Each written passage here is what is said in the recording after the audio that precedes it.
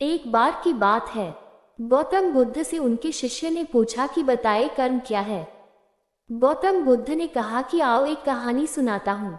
एक बार एक राजा हाथी पर बैठकर के अपने राज्य का भ्रमण कर रहा था और घूमते घूमते एक दुकान के आगे आकर रुक गया। रुकने के बाद उसने अपने मंत्री से कहा कि मंत्री जी मालूम नहीं क्यों, लेकिन एक विचार ऐसा आया है कि इस दुकानदार को कल सुबह फांसी पर लटका दो।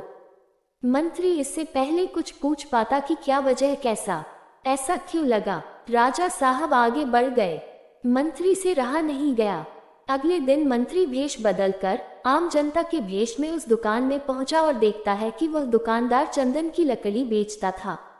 मंत्री जी ने पूछा कि काम धंधा कैसा चल रहा है, तो उसने बताया कि बहुत बुरा हाल है। क्या बताऊं, आप लोग आते हैं, चंदन को सूंघते हैं, प्रशंसा करते हैं, वह बहुत अच्छा है, लेकिन खरीदते नहीं हैं। बस इसी इंतजार में बैठा हूं कि हमारे राज्य के राजा की मृत्यु हो तो उसकी अंत्येष्टि में चंदन की लकड़ी जाए। बहुत सारी चंदन की लकड़ी खरीदी जाएगी, वहां से शायद मेरे दिन बदलना शुरू। मंत्री को सारा खेल समझ में आ गया कि ये जो सोचना है, शायद यही विचार है नकारात्मक वाले की। राजा साहब जब यहाँ से निकले तो उनके दिमाग में भी इसके लिए उल्टा ही आया। बुद्धिमान मंत्री था, उसने एक विचार सोचा। उसने कहा थोड़ी चंदन की लकड़ी खरीदना चाहता हूँ। दुकानदार भी खुश हुआ कि चलो कोई तो ग्राहक आए। अच्छे से उसने कागज में लपेट करके चंदन की लकड़ी मंत्री को दी। उसे मालूम नहीं था कि कौन था। मंत्री अगले दिन दरबार में चंदन की लकड़ी लेकर के पहुंचे और राजा साहब से कहा कि राजा साहब, वो जो दुकानदार था उसने आपके लिए तोहफा भेजा है।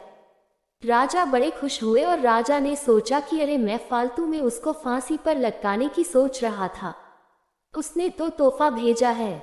देखा तो चंदन की लकड़ी थी, बड़ी सुगंधित थी। राजा साहब बहुत खुश थे। राजा साहब ने सोने के सिक्के भिजवाए उस दुकानदार के लिए। मंत्री अगले दिन सोने के सिक्के लेकर पहुंचा, वही आम जनता के भेष में।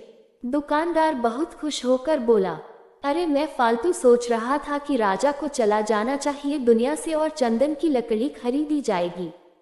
राजा साहब तो बड़े अच्छे हैं, दयालु हैं। ये छोटी सी कहानी खत्म हुई तो गौतम बुद्ध ने अपने शिष्यों से पूछा कि बताइए कर्म क्या है।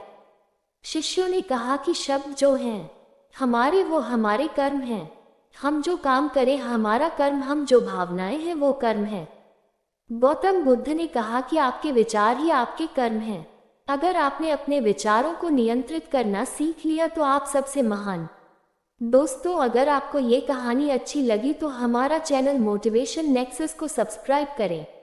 धन्यवाद।